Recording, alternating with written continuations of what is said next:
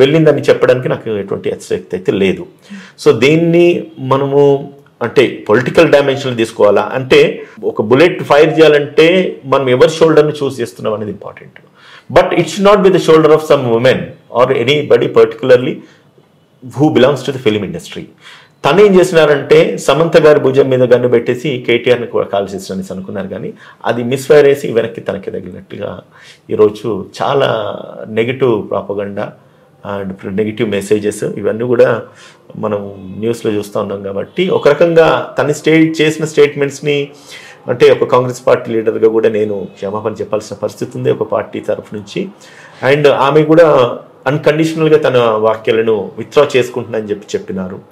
So దీని రెప్లికేషన్స్ consequences ఎట్లుంటాయనేది చూడాలి. And even Nagarjuna గారు ఏదైతే కేసు ఫైల్ చేసినారో దాంట్లో కూడా మోర్ పర్టికులర్గా నేను చదివినాను. అందులో ఆమె వాక్యాలను వెనక్కి తీసుకోవాలి, she should withdraw her statements అని చెప్పేసి అన్నారు. సో మరి కేసు ఫైల్ చేసిన మార్నింగ్ మధ్యాహ్నం మన న్యూస్ చూసినాము ఆమె తన స్టేట్మెంట్స్ ని హ్యుమానిటీ గ్రౌండ్స్ లోనే విత్డ్రా చేసుకుంటారు. ఒకరి పైన ఒకరు ఆరోపణలు చేసినప్పుడు ఫస్ట్ ఆఫ్ ఆల్ ఎక్స్ప్లెనేషన్ అనేది కామన్గా జరుగుతూ ఉంటుంది. చాలా సీరియస్గా నాగార్జున ఫ్యామిలీ తీసుకున్నట్టు కనిపిస్తుందా? ఎక్స్ప్లెనేషన్ కూడా అడగకపోవడానికి అంటే ఐ మీన్ లీగల్ ఎప్పుడైతే ఇటువంటి డిఫమేటరీ స్టేట్మెంట్స్ ఎవరైనా చేస్తారో మీ యొక్క సంజాయిషి అసలు మీ ఉద్దేశం ఏంటిది చెప్పాలి. సేమ్ టైం మీరు ఇమీడియట్గా మీ స్టేట్మెంట్స్ విత్డ్రా చేసుకోవాలని చెప్పేసి అన్కండిషనల్గా మీరు విత్డ్రా చేసుకోవాలని చెప్పేసి పబ్లిక్ డొమైన్స్ విత్డ్రా చేసుకోండి అని చెప్పి లీగల్ నోటీస్ ఇవ్వచ్చు. కానీ ఇమీడియట్ గా వీళ్ళు వెళ్ళి కేసు ఫైల్ చేయడమే జరిగింది ఈ రోజు. అట్లా లీగల్ నోటీస్ ఇచ్చి క్షమాపణ చెప్పే క్రమంలో సమంత గారికి క్షమాపణ చెప్పింది కానీ నాగార్జున కుటుంబానికి ఎక్కడ కొండా సురేఖ గారు అపాలజీ చెప్పలేదు కాబట్టి ఇది కేసు ఫైల్ చేశారంట. వన్ థింగ్ అండి, ఇప్పుడు మనం ఎన్ని మాట్లాడుకున్నా కూడా ఒకటి ఏంటంటే కుటుంబం ఎప్పటికైనా కుటుంబమే, విడిపోయినా కలిసి ఉన్నా ఇంకొకటైనా ఈ రోజు సమంతను ఇన్వాల్వ్ చేయడానికి గల కారణం ఏంటంటే Samantha belongs to Nagarjuna family, Akkineni family. నాడు కావచ్చు, ఈ రోజు కాకపోవచ్చు, కానీ వెరీ పర్టికులర్గా ఈరోజు వాళ్ళందరూ కూడా రియాక్ట్ అయినారు. సమంతను నేనేదో వదిలేసినాను, నాకు సంబంధించిన వ్యక్తి కాదని చెప్పేసి ఎక్కడ కూడా వీళ్ళు సైలెంట్గా ఉండలేదు. అది ఒక నాగార్జున రియాక్ట్ అయినాడా, నాగ చైతన్య రియాక్ట్ అయినాడు అన్నది కాకుండా ఈవెన్ ఆ కుటుంబ సభ్యులందరూ రియాక్ట్ అయినారు, సినీ పరిశ్రమ అంతా రియాక్ట్ అయినారు. పూర్తిగా సినిమా ఈరోజు అది ఇండస్ట్రీ కాదు, అది ఒక కుటుంబం అని చెప్పి ఈ కేసులో అయితే నిరూపించుకున్నారు. సో దీన్ని బట్టి అర్థమవుతుంది ఏంటంటే వన్స్ మనము ఎప్పుడే కానీ అంటే నోరు జారడం అన్నది కూడా అంటే జారిపోయిన తర్వాత ఇంకేం చేయలేము. Once bullet is out of the gun అది ఎవరినో ఒకటి ట్రిగర్ చేయాల్సింది, హిట్ చేయాల్సిందే. ఈ కేసులో అదే జరిగింది. కానీ దాని కాన్సిక్వెన్సెస్ ఎంత తీవ్రంగా ఉంటాయి అన్నది మాత్రం ఈరోజు పబ్లిక్లో వచ్చిన రెవల్యూషన్ కావచ్చు, సినీ ఇండస్ట్రీ నుంచి వచ్చిన రెవల్యూషన్ కావచ్చు, ఒక మెసేజ్ అయితే ఇస్తుంది ఏంటంటే రాజకీయాలను వ్యక్తిగత జీవితాలకు ముడిపెట్టద్దు. అండ్ సేమ్ టైం రాజకీయాలకు సంబంధించి మనం కామెంట్స్ ఎంత చేసినా విమర్శలు ఎంత చేసినా కూడా అది పర్సనల్ లైఫ్స్కి పర్సనల్ ఇమేజెస్ కానీ ఒక విమెన్ మనోభావాలను దెబ్బతీసే విధంగా ఉండొద్దు అనేది మాత్రము ఒక క్లియర్ కట్ మెసేజ్ అయితే సమాజంలో స్ప్రెడ్ అయిందని మాత్రం చెప్పుకోవచ్చు. రైట్. ఇక్కడ private complaint file under section of 322 అని చెప్పి అవి పెట్టారు కదా సార్, దానికి ఏమి అప్లికబుల్ అంటే ఆ కేసెస్ యొక్క సారాంశం ఏంటి, ఆ సెక్షన్స్ యొక్క సారాంశం? అయితే ఇది సెక్షన్ బిఎన్ఎస్ యాక్ట్స్లో 222 సెక్షన్ రెడ్ విత్ 223 ఇది మ్యాజిస్ట్రేట్కి కంప్లైంట్ ఇవ్వడానికి చట్టపరంగా వాళ్ళకున్న ప్రొవిజన్. ఇది ఎప్పుడైతే ఎవరి మీదనైతే దాడి జరిగినా వారికి అన్యాయం జరిగినా సో దాన్ని అప్రోప్రియేట్ కోర్టుకి వీళ్ళు అప్రోచ్ కావచ్చు, ఏ ప్రొవిజన్ ఆఫ్ లాలో వీళ్ళు అప్రోచ్ కావచ్చు అనే దాని యొక్క సారాంశం ఇది. దాని తర్వాత 356 అనే సెక్షన్ బిఎన్ఎస్లో ఇప్పుడు కొత్తగా చట్టాలు వచ్చినాయి కాబట్టి ఇదివరకు 449 డిఫమేషన్ ఉండే, 356 ఇప్పుడు డిఫమేషన్ సూట్. ఓకే, అందులో భాగంగా 356 సెక్షన్ కింద వీళ్ళు కేసు డిఫమేషన్ సూట్ ఫైల్ చేయడం జరిగింది. దాంట్లో ఈ ప్రొవిజన్ సిఆర్పిసి ఇదివరకు ఉండేది, ఇప్పుడు బిఎన్ఎస్ యాక్ట్ కింద మ్యాజిస్ట్రేట్కి కాగ్నిజెన్స్ తీసుకునే పర్మిజబిలిటీ కానీ ఏదైతే ఉందో ఇది 222 కానీ 223 కానీ చెప్తుంది. సో ఈ ప్రొవిజన్లో వాళ్ళు ప్రైవేట్ కంప్లైంట్ ఫైల్ చేయడం జరిగింది. ఎవరి మీద, కొండా సురేఖ గారి మీద. అందులో ఫైల్ చేస్తూ వాళ్ళు ఏం చెప్తున్నారంటే మా మీద ఏదైతే డిఫమేటరీ స్టేట్మెంట్స్ చేస్తున్నారో మేము అక్కినేని ఫ్యామిలీ వాళ్ళ ఫాదర్ ఎవరైతే నాగేశ్వరరావు గారికి ఉన్న ఇమేజ్ని అండ్ నాగార్జున గారికి ఉన్న ఇమేజ్ని వాళ్ళ కుటుంబానికి ఉన్న ఇమేజ్ని అన్నింటినీ కూడా వాళ్ళు కోట్ చేస్తున్నారు. ఇందులో కోట్ చేస్తూ ఇన్ని సంవత్సరాల నుంచి మేము ప్రజల్లో ఇంత గౌరవంగా బ్రతుకుతున్నాము, మా పరువును నష్టపరుస్తూ భంగపరుస్తూ ఆవిడ చేసిన స్టేట్మెంట్స్ అన్నీ కూడా ఒక సాధారణ పౌరురాలుగా కాదు ఆమె చేసింది, ఒక ఉమెన్గా కాదు చేసింది, ఒక మంత్రిగా చేసింది. మంత్రి చేసినప్పుడు వాటి శాంటిటీ డిఫరెంట్గా ఉంటుంది, లీగల్ శాంటిటీ. ఇప్పుడు కామన్ వ్యక్తి మాట్లాడింది వేరు ఉంటుంది, ఒక జర్నలిస్ట్గా మీరు మాట్లాడింది వేరు ఉంటుంది, ఒక అడ్వకేట్గా నేను మాట్లాడింది వేరు ఉంటుంది, లేదా ఒక సాధారణ పౌరులు వాళ్ళు మాట్లాడుకునేది వేరు ఉంటుంది. కానీ ఒక మంత్రి హోదాలో మాట్లాడినప్పుడు వాటికి ఒక లీగల్ శాంటిటీ అన్నది ఉంటుంది కదా, వాళ్ళు నిజంగానే కావచ్చు అన్న ఒక అంటే వాళ్ళ ఒక ఇంప్రెషన్ క్రియేట్ అవుతుంది కదా. సో ఆ ఉద్దేశంతో కనుక ఈవిడ మాట్లాడింది ఆ ఒక లీగల్ శాంటిటీ ఉంటుంది. కాబట్టి ఇటువంటి స్టేట్మెంట్స్ చేయడము మేము ఎట్టి పరిస్థితుల్లో స్పేర్ చేయమని చెప్పేసి వాళ్ళని ఈరోజు కోర్టును ఆశ్రయించి ఈ యొక్క చర్యను తీవ్రంగా పరిగణలోకి తీసుకొని ఖచ్చితంగా వాళ్ళని శిక్షించాలని చెప్తా ఉంది. సార్ యాక్చువల్గా సెలబ్రిటీస్ పైన ఇలాంటి ఆరోపణలు కావచ్చు, పొలిటికల్ సిస్టంలో ఎవరైనా ఒకరి పైన ఒక తీవ్రమైన అలిగేషన్స్ జరిగినప్పుడు, అంటే కాంట్రవర్షియల్ స్టేట్మెంట్స్ ఇచ్చినప్పుడు, first of all defamation cases అనేవి, పరువు నష్టం దావా అనేది మనకు ఎక్కువగా వినిపిస్తుంటుంది. బట్ ఇక్కడ పరువు నష్టం దావాకి సంబంధించి మీకు ఏమైనా కనిపిస్తున్నాయా? నాగార్జున గారు డైరెక్ట్ క్రిమినల్ కేసే పెట్టడానికి రీజన్ ఏమనుకోవచ్చు అంటారు? అయితే పరువు నష్టం దావా అంటేనే అది యాక్చువల్గా క్రిమినల్ డిఫమేషన్, సివిల్ డిఫమేషన్ రెండు ఉంటాయి.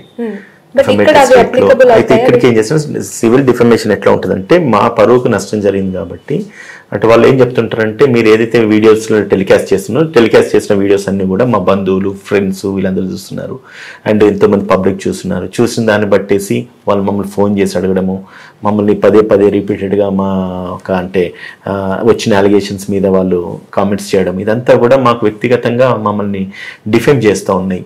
కాబట్టి పబ్లిక్లో జరిగినాయి, పబ్లిక్ మమ్మల్ని క్వశ్చన్ చేస్తున్నారు. సో కాబట్టి అది అంటే చట్టం కూడా అది చెప్తూ ఉంటుంది. అంటే వాళ్ళు అనడం కాదు, అన్నది ఎవరైనా విన్నారా, విన్న వాళ్ళ తర్వాత మిమ్మల్ని ఎవరైనా ప్రశ్నించినారా, ప్రశ్నించిన తర్వాత మీ మనోభావాలు వ్యక్తిగతంగా ఏమైనా దెబ్బతిన్నాయా, దానికి తగిన ఆధారాలు ఏమున్నాయి, ఎవరు ముందన్నారు, ఏమన్నారు, ఇవన్నీ కూడా వాళ్ళు యూట్యూబ్లో లింక్స్ పెట్టున్నారు, యూట్యూబ్లో థంబ్నెయిల్స్ ఏం రాసిన అది పెట్టున్నారు, అది ఎవరైతే విన్నారో వాళ్ళ పేర్లు రాస్తున్నారు, విని వీళ్ళని క్వశ్చన్ చేసి అడిగినారని చెప్పేసి కూడా రాసినారు. అంటే డెఫమేషన్ పరువు నష్టం ఎక్కడ జరుగుతుందంటే ఎవరో ఒక మాట అన్నంత మాత్రం పరువు నష్టం జరగదు, వాళ్ళు అన్నరు జరిగిపోయింది, తర్వాత దాని రెప్లికేషన్స్ కాన్సిక్వెన్సెస్ ఉంటాయి కదా. మీలాంటి వాళ్ళు టీవీ ఛానల్స్ థంబ్నెయిల్ పెట్టేసేస్తారు, సమంతకును లేకపోతే ఇంకేది మనం ఇప్పుడు మాట్లాడుకోవద్దు. సో ఇవన్నీ వాళ్ళకంటే మనోభావాలు దెబ్బతింటాయి. అది చూసి వేరే వాళ్ళు వీళ్ళను క్వశ్చన్ చేయడము, వీళ్ళని అడగడం, ఇదంతా కూడా ఏమైతుందంటే వాళ్ళ వ్యక్తిగతంగా వాళ్ళకు కొంత ఇమేజ్ డ్యామేజ్ అవుతుంది. సో దాంట్లో వీళ్ళు ఏం చేయొచ్చు అంటే దర్ టూ థింగ్స్, అంటే క్రిమినల్ డిఫమేషన్, సివిల్ డిఫమేషన్ రెండు ఉంటాయి. క్రిమినల్ డిఫమేషన్ ఎట్లా ఉంటుందంటే up to punishment up to 2 years దాకా ఇవ్వచ్చు ఆ నేరం రుజువు అయితే, వీళ్ళన్న మాటలు వాస్తవమే అని చెప్పేసి ప్రూవ్ అయితే కనుక. అండ్ ఇంకోటి ఏంటంటే ఇవన్నీ మీడియా ఛానల్స్ వచ్చినాయి కాబట్టి దర్ ఇస్ నో ఛాన్స్ దాని నుంచి ఎస్కేప్ అవడానికి ఏం లేదు. So it's an clear cut evidence. అది సైమల్టేనియస్లీ సబ్సిక్వెంట్ గా నాకు ఒక నా పరువు నష్టం జరిగింది కాబట్టి నాకు ఒక 100 కోట్లు లేకపోతే 1000 కోట్లు ఇవ్వమని అడగచ్చు, కానీ వీళ్ళ కంప్లైంట్లో అది అడగలేదు. ఎందుకంటే వాళ్ళ పరువుకి వెల కట్టలేరు. నిజంగా ఇది వాస్తవం. ఇది ఎవరు ఏం చేసినా ఎవరేమన్నా కూడా వాళ్ళొక్క దీనికి వెలగట్టలేరు కదా. నేను చదివిన వాళ్ళ రెప్యుటేషన్ కి వెలగట్టలేరు. సో నేను అందరూ చదివిన కూడా అదే. నేను అంటే ఎంత డ్యామేజెస్ అడిగినారని చెప్పేసి బాగా ఈగర్గా మొత్తము వాళ్ళు రాసిన 7-8 పారాగ్రాఫ్లు అన్నీ ఉన్నాయి, మొత్తం అన్ని చదివిన 15 పారాగ్రాఫ్లే ఉన్నాయి. చదివిన ఎక్కువ చోట వాళ్ళది మెన్షన్ చేయలే. దాన్ని బట్టి ఏమర్థమవుతుంది, they are not concerned about their value in terms of money, but they are concerned about the value in terms of the punishment of the person who defamed their values. వాళ్ళ వ్యక్తిగతాన్ని వాళ్ళు ఎప్పుడైతే define చేస్తున్నారో దాన్నే వీళ్ళు పరిగణలోకి తీసుకుంటున్నారు. So కాబట్టి దాని మీద చర్య తీసుకోండి అని చెప్పేసి అన్నారు. సైమల్టేనియస్ గా వీళ్ళు ఏదైతే ప్రేయర్ అడిగినరో ఆమె వాక్యాలు వెనక్కి తీసుకోవాలని చెప్పి ఇన్ ద మీన్ టైం ఇప్పుడు చూసుకుంటే ప్రతి టీవీ ఛానల్ స్కోర్ అయితే ఉన్నాయేమని ఆవేశంగా ఏదో మాట్లాడినాను, ఎవరి మనోభావాలు దెబ్బతించే ఆలోచన నాకు లేదు. అండ్ మోర్ పర్టికులర్లీ సమంతాన్ని మెన్షన్ చేసి తను వాక్యాలు వెనక్కి తీసుకుంటాను. బట్ సురేఖ గారు అంటే ఆమె ఉదయమే తన వ్యాఖ్యలు వెనక్కి తీసుకున్నట్టు మనకి మీడియాలో మనం వార్తలు చూసాం, ఆ బైట్స్ కూడా మనం చూసాం. అయిన తర్వాత కూడా ఈ లీగల్ నోటీసెస్ అనేవి తన పైన నాగార్జున గారు సెండ్ చేయడం జరిగింది కదా. అంటే ఇది చాలా ఇన్ డెప్త్ కి వెళ్ళే అవకాశం ఉన్నట్టు మనకి కనిపిస్తుంది. సర్టన్లీ ఎస్ అనుకోవచ్చు. ఇప్పుడు ఆమె వాక్యాలు వెనక్కి తీసుకున్నా కూడా నేను ఇదివరకు చెప్పినట్టుగా ఎవరి పరువుని ఎవరు వెలగట్లేరు, రైట్. సో దాన్ని కాంపన్సేట్ చేయాలంటే జ్యుడిషియల్ సిస్టమ్ ఉంది, లీగల్ సిస్టమ్ ఉంది. లీగల్ సిస్టమ్ ఫోర్స్లోకి రావాలి, వీళ్ళు చర్య తీసుకోవాలి, ఖచ్చితంగా ఆమెకు శిక్ష పడాలనే ప్రధానంగా అంటే వాళ్ళ పట్టుదలతో ఉన్నారు. ఇంకో మాట్లాడుతాను, నాగార్జున స్థాయి లాంటి వ్యక్తిని వాళ్ళ కుటుంబాన్ని కించపరిచే విధంగా ఎవరైనా వ్యాఖ్యలు చేస్తే ఏదో వాళ్ళు అన్నంత మటుకు అన్నారు, దాని తర్వాత వాళ్ళ వ్యాఖ్యలు వెనక్కి తీసుకున్నంత మాత్రం నేను గమనూరుకోవాల్సిన ఇది కూడా వాళ్ళకు ఉండదు. ఇప్పుడు నాగార్జున ఇది స్టేట్ టాపిక్ నడుస్తూ ఉన్నది. రేవంత్ రెడ్డి గారు తీసుకున్న నిర్ణయం అయితేనేమి, లేదంటే ఈమె కాంగ్రెస్ పార్టీ మెయిన్ క్యాబినెట్లో ఉండడం ఏమి, అండ్ ఈ అవకాశాన్ని మళ్ళీ ఆయన రివెంజ్ టేకింగ్ ప్రాసెస్లు చేసినాడా ఈ నెవర్ నో కదా. సో అంటే అండ్ ఇటువంటి ఇష్యూస్ని వాళ్ళు ఇమీడియట్గా అయితే కన్సిడర్ చేయరు, ఇతర చేసుకోరు ఎవరే కానీ. సైమల్టేనియస్లీ అవకాశం దొరికింది కదా నాగార్జునకు అని కూడా అనుకోవచ్చు. పార్టీ ఎలా ఉంటుందండి ఈ ప్రొసీజర్? సీఎం ని డిఫెండ్ చేయాలా, కోర్టు వరకు వెళ్ళింది, ఆ తర్వాత ఆమె చేసిన వ్యాఖ్యలకి విచారణ కావచ్చు, ద ప్రొసీడింగ్స్ ఎట్లా ఉండబోతాయి? అంటే ఒకటి ఏంటంటే ఇప్పుడు వన్స్ కోర్టుకి వెళ్ళిన తర్వాత నేరం అనేది రుజువు కావాలి. రుజువు కావాలంటే దాని ప్రాపర్ ఎవిడెన్సెస్ ఉండాలి. ప్రాపర్ ఎవిడెన్సెస్ కోర్టు ముందు పెట్టాలి. ఓన్లీ టెలిగ్రాఫిక్ ఎవిడెన్స్ లేకపోతే వీడియో ఎవిడెన్స్ అన్ని తీసుకొని మనం ఏదో న్యూస్ ప్రూవ్ చేస్తాం, ఎవిడెన్స్ ప్రూవ్ చేయడానికి ఉండదు. దాన్ని వెంటనే పరిగణలోకి తీసుకొని శిక్ష విధించేది ఉండదు. వన్స్ వాళ్ళకి ఎప్పుడైతే కేసు వీళ్ళు ఫైల్ చేస్తున్నారో ఆ బేస్డ్ ఆమెకు సమస్య వెళ్తాయి. దీనిపై మీ యొక్క ఎక్స్ప్లెనేషన్ చెప్పండి అంటారు. ఈమె కోర్టుకు వెళ్ళేసి వీళ్ళు ఒక అడ్వకేట్ని ఎంగేజ్ చేసుకొని వీళ్ళ సైడ్ నుంచి వాదోపవాదాలు వినిపిస్తుంది. వినిపించిన తర్వాత ఈమె చేసిన వాక్యాలు నిజమే అని ఇట్లా కోర్టు కనిపిస్తే, మీకు నాకు కనిపించడం కాదు, టీవీ మీడియా ఛానల్ కనిపించడం కాదు, కోర్టు కనిపించాలి. ఆ టైంకి ఎవిడెన్స్ ఎస్టాబ్లిష్ అయ్యి కోర్టు కనిపిస్తే ఖచ్చితంగా దీనికి 2 years జైలు శిక్ష ఉంది. అప్ టు 2 years, ఎన్ని సంవత్సరాలు ఎన్ని నెలలని ఇవ్వచ్చు. అది description of the court. Court decide చేసిన తర్వాత ఆ కోర్టు తీర్పుని వీళ్ళు ఛాలెంజ్ చేయొచ్చు పై కోర్టుకి. మన జ్యుడిషియల్ సిస్టంలో ఉన్న విసులుబాటు అదే కదా. కింద కోర్టు ఇచ్చిన తీర్పును పై కోర్టుకి, పై కోర్టుకి ఇచ్చిన పై కోర్టుకి, ఆ పై నుంచి మళ్ళీ కేసు వేసినంతరే పైకి వెళ్ళిపోతారు. కోర్టులో ఉన్న విసులుబాటు ఏదైతే ఉండదో పై నుంచి సిస్టమ్ లో అన్ని బాగానే ఉన్నాయి. ఈ ఒక్క పాయింట్ దగ్గర అందరూ కూడా కొంత నిరుత్సాహపడుతూ ఉంటారు. నేను ఒక న్యాయవాదిగా నేను కూడా నిరుత్సాహపడుతూనే ఉంటా. అదే సార్, ఇప్పుడు ఇవే మంత్రి హోదాలో అలాంటి వ్యాఖ్యలు చేసినప్పుడు ఇంకా ఇంటెన్స్ గా చొచ్చుకెళ్ళిపోయినాయి. నిజంగానే ఆమె మంత్రి కాకముందు పార్టీ లీడర్ గా మాట్లాడిన బొచ్చడు కాంట్రవర్షియల్ స్టేట్మెంట్స్ ఉన్నాయి. ఏ రోజు కూడా కొండా సురేఖకి సంబంధించి ఒక స్క్రోలింగ్ ఒక వీడియో కూడా రాలే. మంత్రి హోదాలో ఉండి ప్రతిపక్ష వర్కింగ్ ప్రెసిడెంట్ నా మాట అని మధ్యలో ఒక టాప్ సెలబ్రిటీని లాగి ఆయన మాజీ కోడలు సమంత, ఇప్పుడు సమంతకు వచ్చి సారీ చెప్పేసిన చేతులు దులిపేసుకుంటే సారీతో సరిపోతుందా? యాక్చువల్ గా ఇక్కడ ఎక్కువ ఇంటెన్స్, ఎక్కువగా ఈ ఇష్యూలో ఇరుక్కున్నది ఎవరు, చేసిన కాంట్రవర్షియల్ స్టేట్మెంట్ ఎవరి గురించి అంటే సమంత గురించి కూడా కాదు, నాగార్జున నాగ చైతన్య గురించే. కేటీఆర్ దగ్గరికి పంపిమంటే వెళ్ళమని అన్నారు, ఆవిడ వెళ్ళనని అంటే డివోర్స్ ఇచ్చి పంపించారు. అంటే నాగార్జున ఎక్కువగా ఇన్వాల్వ్ అయి ఉన్నాడు అని చెప్పి తన చుట్టూ తిరిగింది రాజకీయం అంతా కూడా. సో మంత్రిగా ఉంది కాబట్టి ఏమైనా కన్సిడరేషన్స్ ఉంటాయా? మర్చిపోండి, మంత్రిగా ఉన్నప్పుడు కన్సిడరేషన్స్ ఉండే, మిగతా వాళ్ళు అంటుంటే అంతేనా? మంత్రి అన్నప్పుడు ఒక హై పొజిషన్ మేడం. నువ్వు రాష్ట్రంలో ఒక పర్టికులర్ పోర్ట్ఫోలియోని నువ్వు మెయింటైన్ చేస్తున్నారు మీరు. అటువంటిప్పుడు ఎన్ని జరిగినా కూడా ఎంత మనము అంటే మన ఎంత హోల్డ్ ఉండి ఎంత లిమిటెడ్ గా ఒకసారి అంటే ఎదిగిన కొద్దీ ఒదిగే ఉండాలి తప్ప ఎదిగిందాం కదా అని చెప్పేసి మన ఆవేశాలను మన ఆవేదనని ఇటువంటి పబ్లిక్ డొమైన్స్లో అందులో ఇటువంటి సెలబ్రిటీస్లో అండ్ అందులో ఇంత ఇమేజ్ ఉన్న వాళ్ళని అండ్ వాళ్ళ పర్సనల్ లైఫ్లోకి వెళ్ళడం. ఇప్పుడు ఒక మాట అడుగుతాను, నాగార్జున గారి ఇన్కన్వెన్షన్ కూల్ చేసినప్పుడు ఇంత ఇమోషన్ సెంటిమెంట్ ఎవరిని టచ్ చేయలే. అర్థం చేసుకోండి, ఆలోచించండి మీరు. కానీ ఇక్కడికి వచ్చేసరికి సమంతకు నాగార్జున కుటుంబానికి విడాకులై విడిపోయినప్పటికి కూడా ఇండస్ట్రీ మొత్తం కూడా ముక్త ఖండంతో ఖండిస్తూ ఉన్నారు. నేను నిజంగానే మా పార్టీ లీడర్ కదా, మా మంత్రి గారు కదా, వద్దాం అనుకున్నా కూడా నాకు నిజంగా అంటే ఒక వ్యక్తిగా ఆలోచించినా కూడా తప్పు జరిగినట్టు తను కూడా ఒప్పుకున్నారు కాబట్టి క్షమించండి అని మాత్రం అనగలుగుతాను నేను, అంటే పార్టీ రిప్రజెంటేటివ్గా. యాజ్ అడ్వకేట్గా అనలేరు. యాజ్ అన్ అడ్వకేట్గా నేను కామెంట్ చేయకూడదు, ఎందుకంటే దట్స్ లీగల్ ఆస్పెక్ట్స్లో ఒకసారి జ్యుడిషియరీలోకి వెళ్ళిపోయిన తర్వాత కోర్టు పరివులు ఉన్న తర్వాత నేను అడ్వకేట్ వాళ్ళ సైడ్ వీళ్ళ సైడ్ అయితే నేను వాదించగలుగుతాను. అన్బయాస్డ్ అడ్వకేట్గా నేను అంటే మీ చట్టాల మీద మీరు అడిగే డౌట్స్కి నేను సమాధానం చెప్పగలుగుతాను. కానీ ఈ సెన్సిటివ్ ఇష్యూస్లలో కామెంట్స్ చేయడానికి నాకు కూడా ఇటువంటి రైట్ నేను తీసుకోలేను, అంత లీనియన్స్ కూడా నేను తీసుకోలేను. కాసేపు అడ్వకేసీకి సంబంధించి పక్కన పెడితే కాంగ్రెస్ పార్టీ ఒక వ్యక్తిగత కక్ష నాగార్జున పైన ఆయన కుటుంబం పైన పెట్టుకున్నట్టు నాకు కనిపిస్తుంది. ఎందుకు అని అంటే ఒక మంచి ఉద్దేశంతో మూసీ పరిరక్షణ అనే ఒక ఇష్యూతోని హైడ్రాని తీసుకొచ్చాము, హైడ్రా ద్వారా చెరువులను మళ్ళీ పునరుద్ధరిస్తే పదే రేవంత్ రెడ్డి గారు చెప్తూ ఉన్నారు. అలాంటి హైడ్రా ఏర్పాటు చేయగానే ఫస్ట్ టార్గెట్ చేసింది ఎన్కన్వెన్షన్. అది హైడ్రా ఇష్యూ ఎన్కన్వెన్షన్ ఇష్యూ అసలు చల్లారనే లేదు. మళ్ళీ తీసుకొచ్చి కొండా సురేఖ గారు ఈ ఇష్యూలో నాగార్జున కుటుంబాన్ని లాగారు. ఈ కాంగ్రెస్ పార్టీ అధికారంలోకి వచ్చిన తర్వాత కాంగ్రెస్ వర్సెస్ అక్కినేని కుటుంబంగా ఇంటర్నల్ వార్ ఏమైనా జరుగుతుందా? వ్యక్తిగత కక్షలు రేవంత్ రెడ్డి గారికి ఉన్నాయా? లేదంటే ఆ పార్టీని డ్రైవ్ చేస్తున్న హైకమాండ్కి ఉన్నాయా, ఇలాంటి మంత్రులకు ఉన్నాయా? ఏం జరుగుతుంది అసలు? No, I should clear you one thing madam.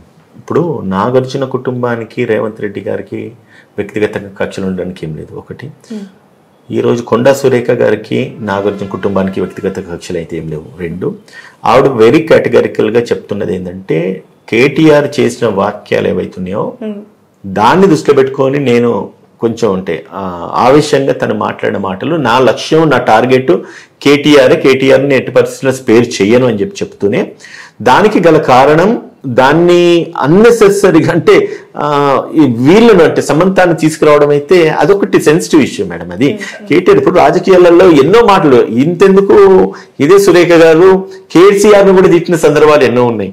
ఈ రోజు కూడా మరొక స్టేట్మెంట్, కేసీఆర్ కనిపించట్లేదు, కేటీఆర్ పీకపీస్కి చంపేశారేమో, మనం కేసీఆర్ని కాపాడుకోవాలి అని కూడా. అంటే she entirely out of control. తను ఏం మాట్లాడుతున్నారు అనే స్పృహ కూడా లేకుండా తను మాట్లాడుతున్న పరిస్థితి. ఎందుకు అంత అగ్రెసివ్నెస్? రాజకీయాలకి ఇవి మంచిది కాదు కదా. పొలిటికల్ ఈక్వేషన్స్లో మనము స్పృహ కోల్పోయి మాట్లాడుతున్నారు, ఎందుకు మాట్లాడుతున్నారు అనే దానికి కంటే కూడా రాజకీయ కోణాలే ఉన్నాయి, ఆలోచించుకోవాల్సి వస్తుంది. అట్లా సో వీ నెవర్ నో, అంటే ఎవరి ఇంటర్ప్రిటేషన్స్ ఎవరు ఎందుకు చేస్తున్నారని మనకు తెలియదు కదమ్మా. సో కాబట్టి we cannot comment on personal things. అని మీరు అడుగుతున్న ప్రశ్నకు సమాధానం చెప్తా.